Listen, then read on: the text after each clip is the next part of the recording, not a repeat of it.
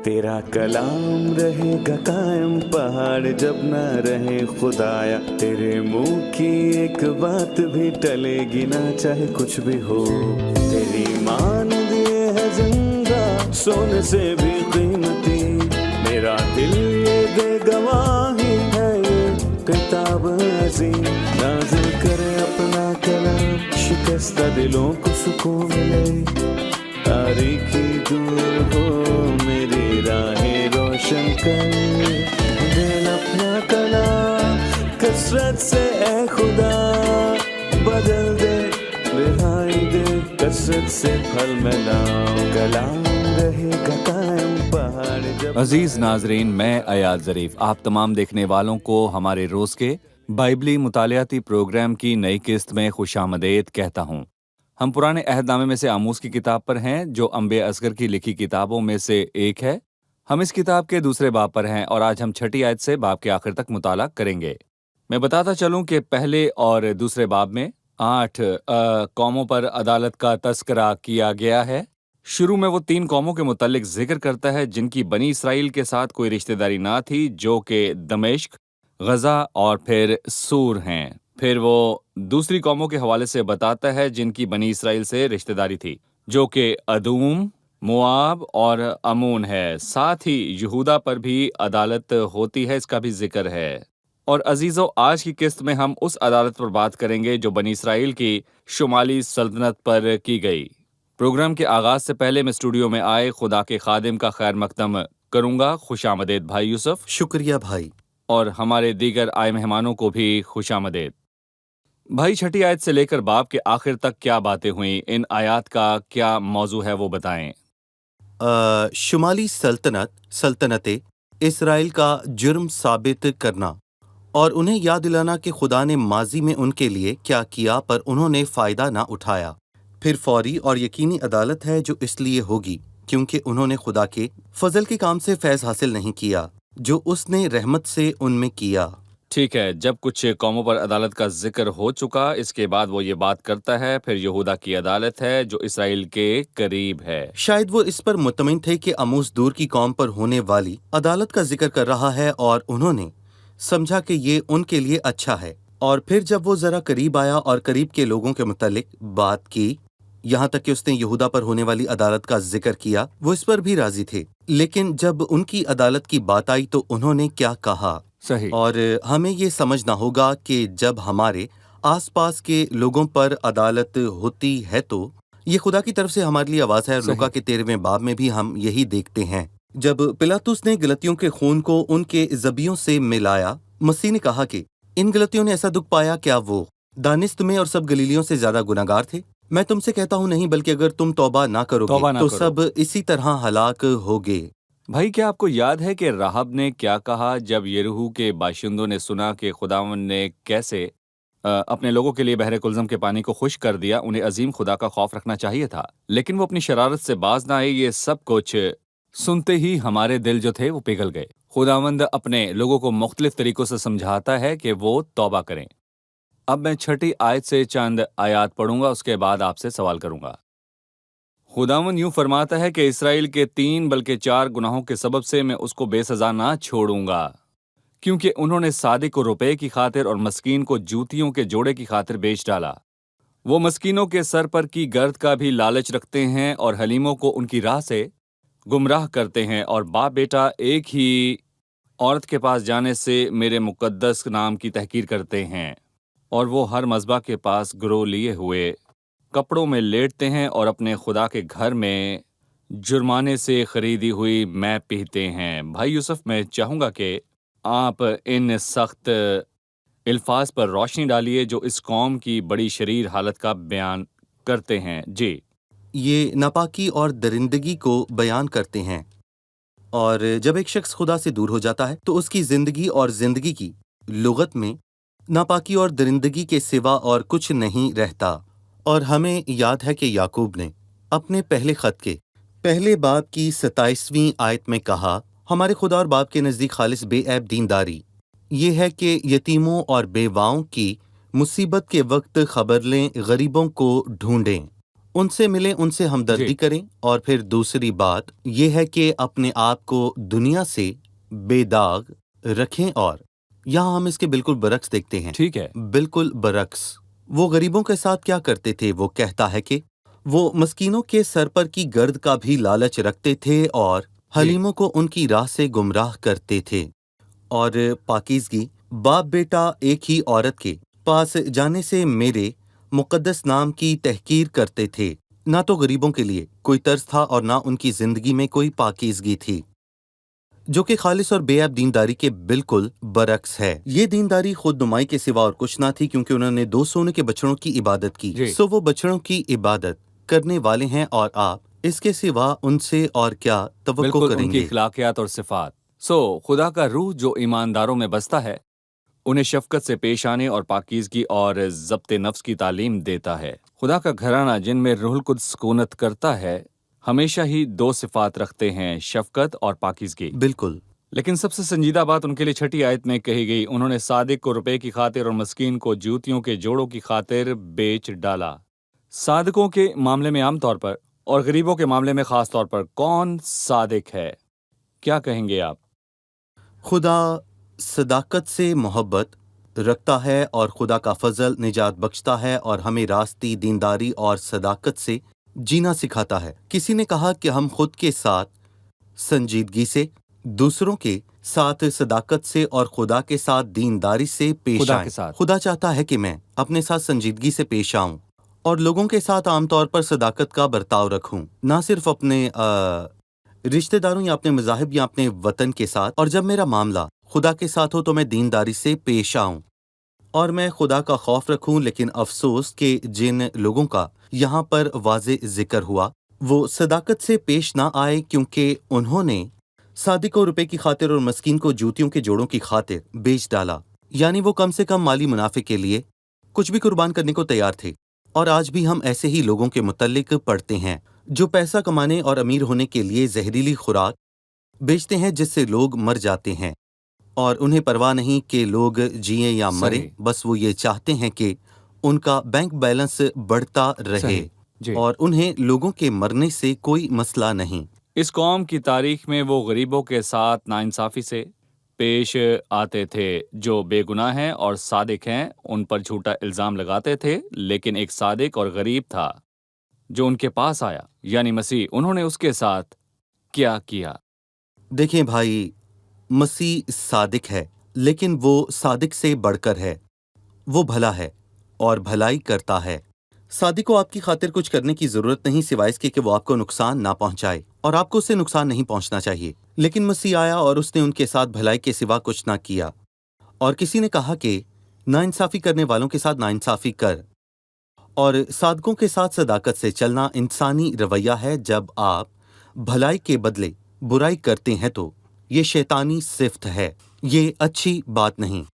लेकिन इसके बरक्स जब आप बुराई के बदले भलाई करते हैं तो मैं कहूँगा कि ये इलाही सिफ्त है और जी। यीशु मसीह ने भी ऐसा ही किया सही। था। और यही उन्होंने सबसे बड़े रास्तबाज और गरीब के साथ किया।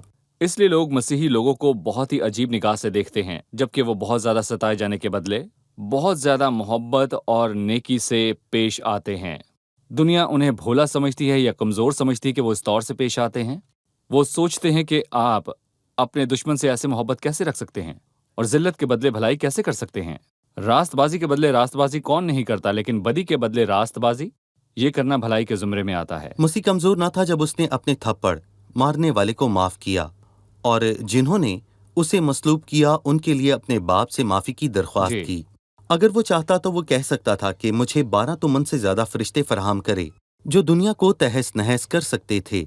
लेकिन अब वो फजल के साथ पेश आता है और खुदा के फजल से फायदा उठाने वालों को बरकत देता है, वगरना यकीनन अदालत इंसाफ के साथ होने वाली है। अभी हम एक रिपोर्ट देखेंगे, उसके बाद मुताले में आगे बढ़ेंगे। लिहाजा आमूस नबी के दौर में शुमाली सल्तनत के लोगों की हालत बड़ी अफसोसनाक थी।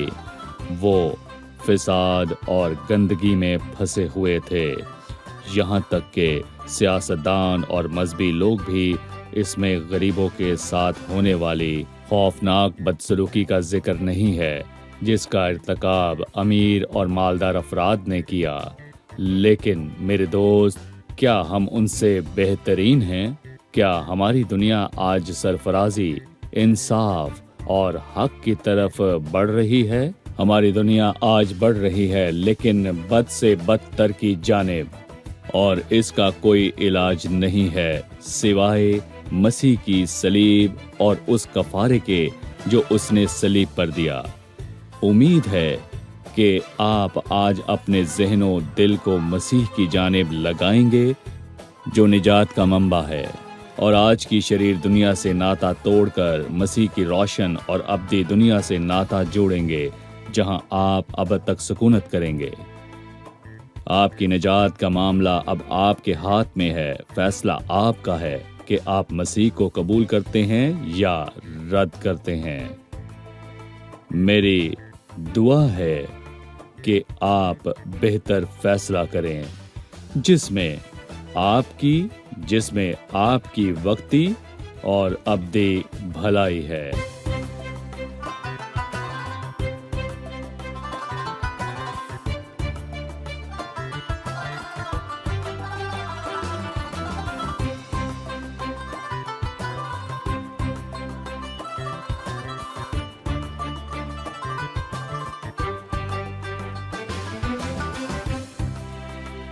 कुछ बातों की मुझे समझ नहीं आई, मसलन वो मस्कीनों के सर पर की गर्द का भी लालच रखते थे। वो आखिर ऐसा क्या करते थे? और वो हर मस्बा के पास गर्द लिए हुए कपड़ों पर लेटते हैं। यहाँ जो गुनाह किया गया है वो वाज़ेह नहीं है, और अपने खुदा के घर में जुर्माना से खरीदी हुई मैं पीते हैं। जी भाई यकीनन यूसुफ। 7वीं आयत में लिखा है, वो मस्कीनों के सर पर की गर्द का भी लालच रखते थे।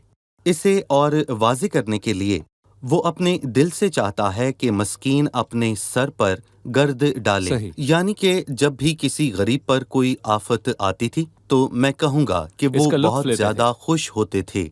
और फिर वो ये कहता है कि वो हर मस्बा के पास ग्रो लिए हुए कपड़ों पर लेटते थे। एहबार 22वें बाब की 26वीं आयत में लिखा है, जी। यहाँ पर वो कहता है कि अगर तू किसी भी वक्त अपने हमसाए के कपड़े की गर्द रख भी ले तो सूरज के डूबने तक जी, उसे वापस कर दिन देना, ढलने से पहले। दिन ढलने से पहले, क्योंकि वही उसका वाहिद ओढ़ना है। लेकिन यहाँ उन्होंने उसके कपड़े की गर्द रख ली और लौटाई नहीं, और वो शरीयत को जी, बिल्कुल खातिर उन्होंने में शरीयत नहीं को लाए। तोड़ा। उन्होंने शरीयत को तोड़ा और फिर वो अपने खुदावंद के घर में जुर्माने से खरीदी हुई मैं पीते हैं। जुर्माना देने वाले वो दुखियारे कर्जदार हैं जिन्होंने अपने जी।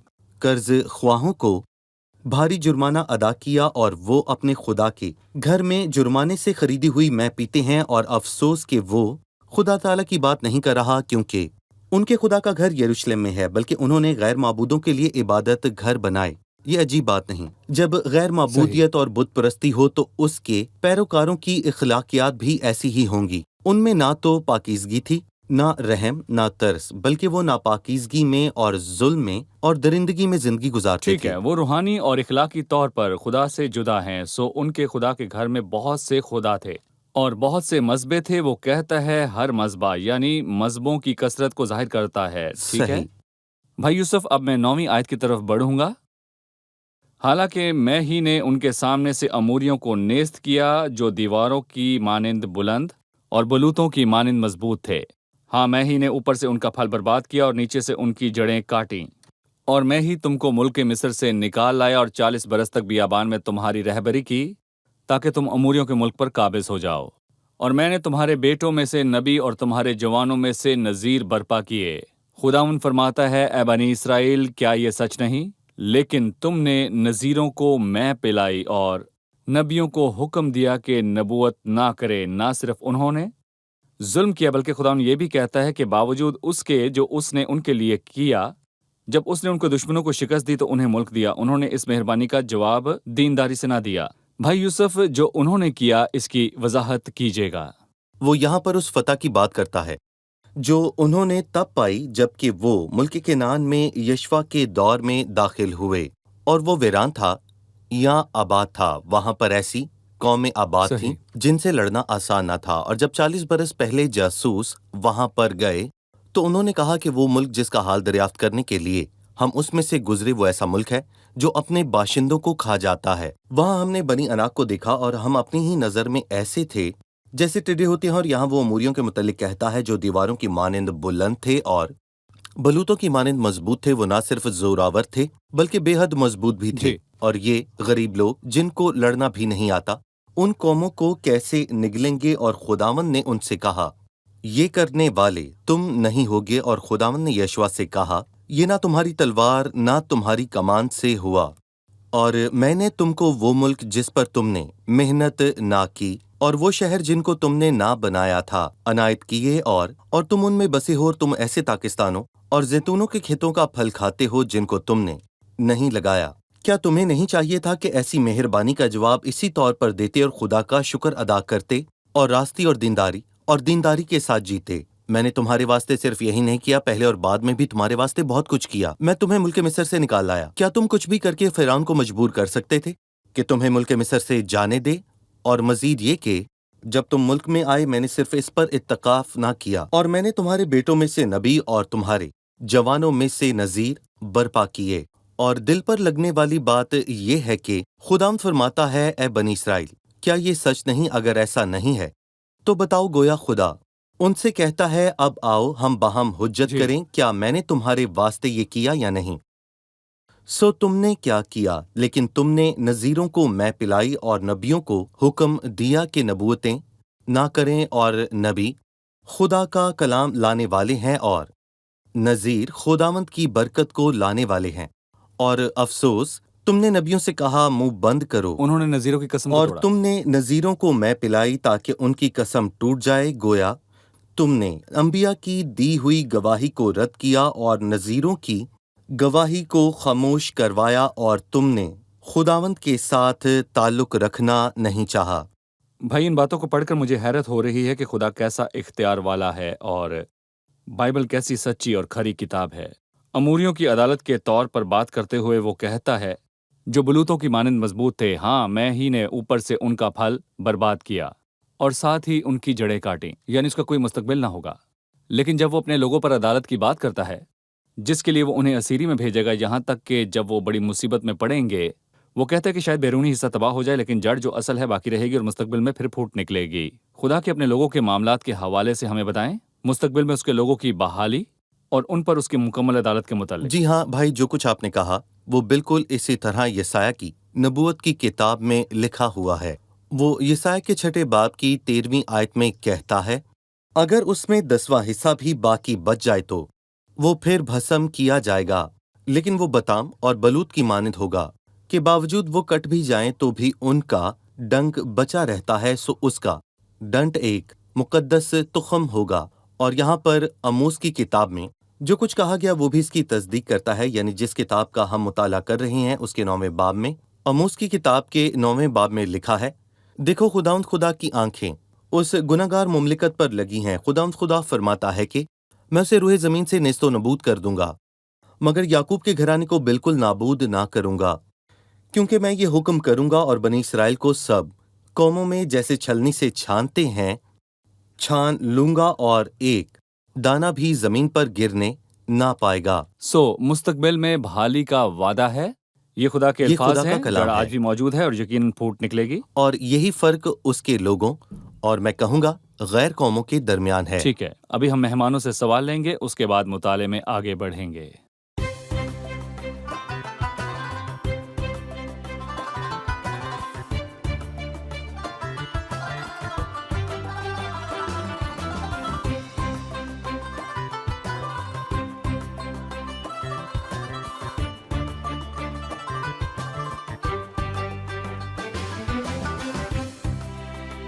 تیرہویں آیت دیکھو، میں تم کو ایسا دباؤں گا، اس سے اس کی کیا مراد ہے؟ جی، چونکہ یہاں پر ترجمہ واضح نہیں ہے اور میں یہاں پر ڈربی کا ترجمہ پڑھوں گا جہاں پر یوں لکھا ہے دیکھو میں تم پر دباؤ ڈالوں گا، جی یعنی خداوند اس قوم پر دگنا دباؤ ڈالے گا، کیونکہ یہاں پر میں یہ بھی کہوں گا کہ خداوند نے ان کے ساتھ گہری بھلائی کی، بلکہ میں کہوں گا یہاں پر سب سے زیادہ افسوس کی بات یہ ہے کہ انہوں نے اس کا جواب بھلائی کے ساتھ نہ دیا، بلکہ انہوں نے اس حد تک بغاوت کی کہ نذیر کو مے پلائی اور انہوں نے آموس سے کہا، اے غیب گو تو یہودا کے ملک کو بھاگ جا، وہاں کھا پی اور نبوت کر، لیکن پھر کبھی بیتیل پر نبوت نہ کرنا، اور اسی لیے خداوند انہیں دبائے گا۔ ٹھیک ہے، تاکہ ایسا نہ ہو کہ کوئی یہ سوچے کہ اس کا اطلاق بنی اسرائیل پر ہی ہوتا ہے۔ تو آپ ہمیں ہماری روحانی تاریخ کے متعلق بتائیے، عام طور پر انسانی دل کیسا ہے؟ کیا کسی طور یہ ممکن نہیں کہ جو ان کے ساتھ ہوا ہمارے ساتھ بھی ہو؟ میں ایک بات پر روشنی ڈالنا چاہوں گا۔ کیا وہ ڈگمگا رہے تھے؟ کیا وہ نشیب و فراز سے دو چار تھے؟ در حقیقت میں دیکھتا ہوں کہ وہ ہمیشہ ہی پستی میں رہتے تھے اور وہ خدا سے باغی تھے۔ اور موسیٰ نے کہا، جس دن سے میری تمہارے ساتھ واقفیت ہوئی ہے تم برابر خدا سے سرکشی کرتے رہے جی۔ ہو۔ اور سینکڑوں سال بعد ایلیا نے ان سے کہا، تم کب تک دو خیالوں میں ڈاواں ڈول رہو گے؟ مسیح نے ان کی تاریخ کو واضح کیا کہ وہ انگور کی کھیتی کرنے والے ہیں۔ انہوں نے پاکستان ٹھیکے پر لیا، لیکن افسوس کہ پاکستان کے مالک نے جب بھی کسی خادم کو بھیجا تو یا انہوں نے اسے مار دیا یا پھر بھگا دیا۔ اس نے اپنے بیٹے کو بھیجا اور انہوں نے اسے قتل کیا۔ صحیح، اور جو نسل مسیح کے دور میں موجود تھی وہ نبیوں کے انہی قاتلوں کی اولاد تھی۔ بہرحال جو آپ نے کہا وہ بے حد اہم ہے، اور ہم اکثر سوچتے ہیں کہ ہم بہتر ہیں، اور اسی لیے پولس رسول کہتا ہے، اسی لیے میں نہیں چاہتا کہ تم اس بھید سے ناواقف رہو۔ کہیں ایسا نہ ہو کہ تم اپنے آپ کو عقل مند سمجھ لو، ہم بہتر نہیں ہیں۔ کہنے کو یہ یوں ہی لیا گیا نمونہ ہے، لیکن خداوند کے ہاں کوئی بھی بات یوں ہی نہیں ہوتی، بلکہ وہ ایک نمونہ ہے جنہیں خدا نے لیا اور آزمایا۔ نتیجہ کیا رہا؟ نتیجہ یہ رہا کہ وہ ناکام ہو گئے۔ جی۔ کیا یہ خدا کا فضل نہیں کہ میں اور آپ ایسے ہو سکتے تھے؟ ایک گیت ہے جس کے بول ہیں، کیا یہ تیرا ہی ہاتھ نہیں جسے مجھے تھام رکھا ہے؟ میں بھی تیرا انکار کرنے والوں کی مانند اور تجھے دھوکہ دینے والوں کی مانند کھو سکتا تھا۔ دیکھیں، سچائی یہ ہے کہ خدا کے فضل کے بغیر پوری انسانیت کا کوئی بھی ایک فرد نجات نہیں پا سکتا، اور یہ میں کہوں گا کہ خدا کا فضل ہی ہے کہ شریر ترین انسان کے لیے بھی دروازہ کھول دیا جاتا ہے، کیونکہ فضل بچانے کے لیے کافی ہے۔ اس کے بغیر بہترین انسان بھی ہلاک ہو جائے گا۔ اسی لیے ہمارے پاس خدا کے مفت فضل کے سوا اور کوئی دوسری امید نہیں۔ صحیح۔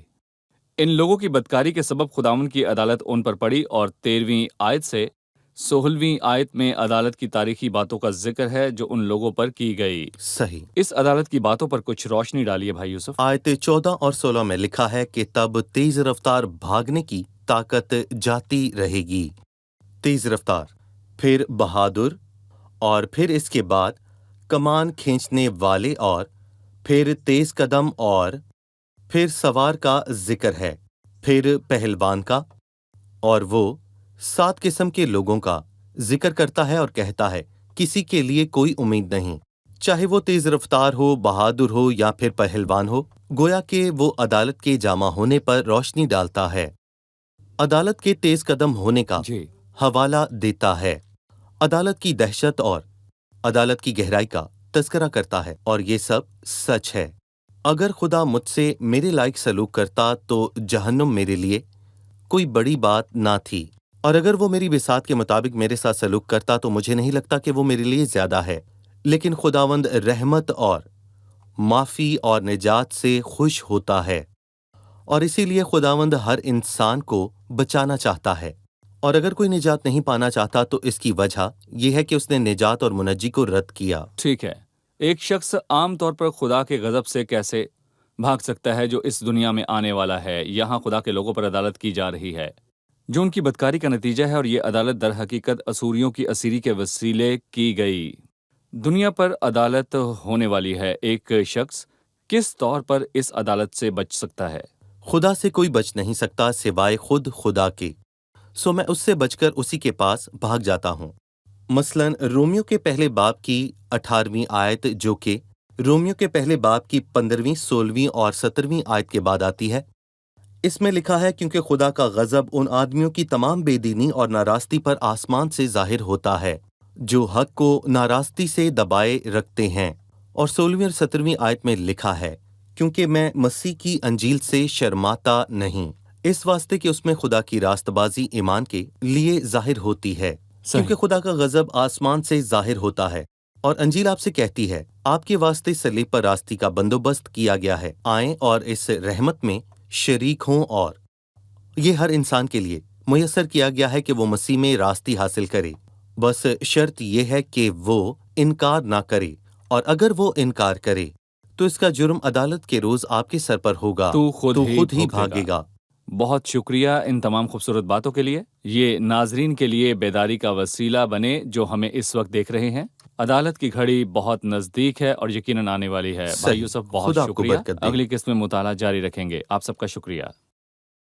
عزیز ناظرین، میں آخری بات کہنا چاہوں گا جس سے ہم قسط کا اختتام کریں گے کہ اس دنیا پر خوفناک عدالت آنے والی ہے۔ خدا نے اپنے لوگوں پر عدالت کا فرمان جاری کیا ہے اور تاریخ میں در حقیقت وہ پورا ہوا، اور بائبل میں اس دنیا پر ہونے والی عدالت کی بات کی گئی ہے جو شریر کے قبضے میں آ چکی ہے، اور ہر اس شخص پر جس نے مسیح کے صلیبی کام اور کفارے میں پناہ لی، جو بیٹے پر ایمان لاتا ہے، ہمیشہ کی زندگی اس کی ہے۔ لیکن جو بیٹے کو نہیں مانتا وہ زندگی کو نہ دیکھے گا بلکہ اس پر خدا کا غضب رہتا ہے۔ سو عزیز ناظرین، یہ الفاظ محض آپ کو ڈرانے کے لیے نہیں ہیں یا آپ کو کوئی ایسی بات بتانا نہیں چاہتا جو شاید ہو یا پھر نہ ہو۔ خدا کی باتیں جو ماضی میں پوری ہوئیں وہ یقیناً مستقبل میں بھی پوری ہوں گی، کیونکہ وہ حقیقی خدا کی باتیں ہیں اس باب میں۔ اور زور آور کا زور بیکار ہوگا، اور بہادر اپنی جان بچا نہ سکے گا، اور کمان کھینچنے والا کھڑا نہ رہے گا، اور تیز قدم اور سوار اپنی جان بچا نہ سکیں گے۔ کوئی بھی خدا کی سزا سے بچ نہ پائے گا، اسی طرح سے کوئی بھی خدا کی سزا سے بچ کر نہ جانے پائے گا جو دنیا میں کسی بھی طرح آئے گی۔ وہ اس وقت تک بچ نہ پائے گا جب تک وہ مسیح کی صلیب میں پناہ نہ لے لے۔ سو مسیح کے کفارے میں پناہ لیجئے، مسیح کے صلیبی کام میں پناہ لیجئے، تاکہ آپ سب ابدی عدالت سے بچ سکیں۔ انہی الفاظ کے ساتھ آپ سے اگلی قسط میں پھر ملاقات ہوگی۔ خداوند آپ سب کو برکت دے۔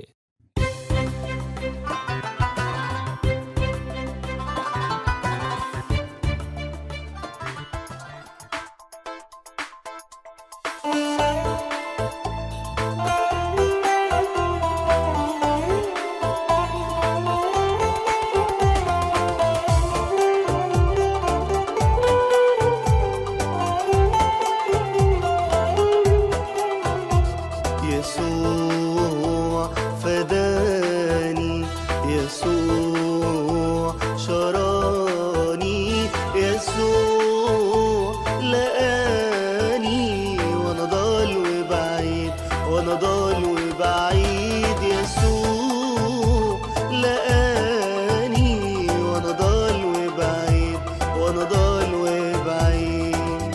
حن عليا يوم ما لقاني، كنت جريح مطروح وحداني. حن عليا يوم ما لقاني، كنت جريح مطروح وحداني. كانت كل الناس نسياني إلا يسوع، إلا يسوع. كانت كل الناس نسياني إلا يسوع، إلا يسوع. يسوع فداني، يسوع شراني، يسوع لقاني وانا ضال وبعيد، وانا ضال وبعيد. يسوع لقاني وانا ضال وبعيد، وانا ضال وبعيد.